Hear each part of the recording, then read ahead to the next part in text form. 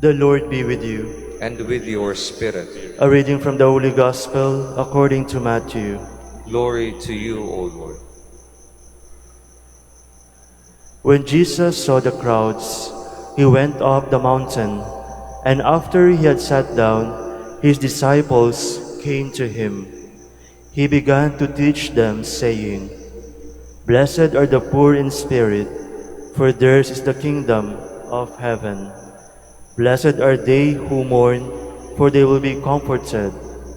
Blessed are the meek, for they will inherit the land. Blessed are they who hunger and thirst for righteousness, for they will be satisfied. Blessed are the merciful, for they will be shown mercy. Blessed are the clean of heart, for they will see God.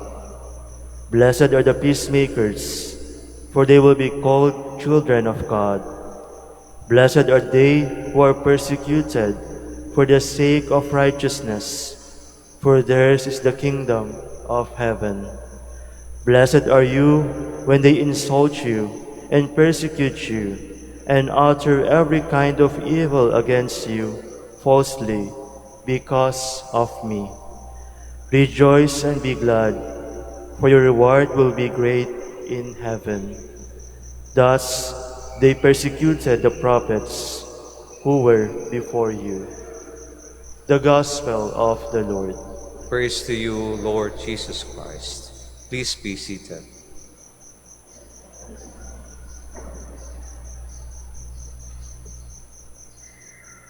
Pwede natin itanong sa ating mga sarili kung kailan tayo nagiging blessed. Merong isang nagpunta dito on a pilgrimage sapagkat meron siyang board exam. And bumalik siya, may dala siyang mga pagkain. Sabi niya, "Father, salamat sa Diyos. I'm blessed sapagkat CPA na po ako." Sabi niya gano'n. Maganda, di ba? It's a good news. But in our lives, sometimes, yung pagiging blessed is not so much about the good things that come to us. Kasi, ang susunod na observation dyan is, what about the others? Blessed ba yung hindi nakapasa? Blessed rin ba sila? Perhaps in the gospel that we read, maraming bagay doon ang hindi natin pwedeng sabihin, gusto kong maging poor, gusto kong maging malungkot o mag-mourn. I have to be meek, hindi ako lalaban. I have to be merciful, kahit alam kong tama ako, etc., etc. Ano ba talaga ang ibig sabihin ng blessed para sa para sa ating lahat? Kapag sinabi kasi nating blessed, di ba merong distinction between the one who is blessed and the one who is not so blessed, or the one who is not as lucky as we are, swerte o malas. But what if, sabi nga ng isang writer, isang pari din at nagsabi na, paano kung ang ating blessedness or pagiging blessed is not because we are special? Kasi kapag sinabi natin you're blessed, parang special ka. Like for example, in my experience, when I was ordained a priest, sabi ng mga kaibigan ng tatay at nanay ko, you are blessed kasi may anak kang pare. Paano yung walang anak na pare? Diba? So in other words, hindi pwede natin i-confine ang blessedness sa mga blessings na natatanggap natin.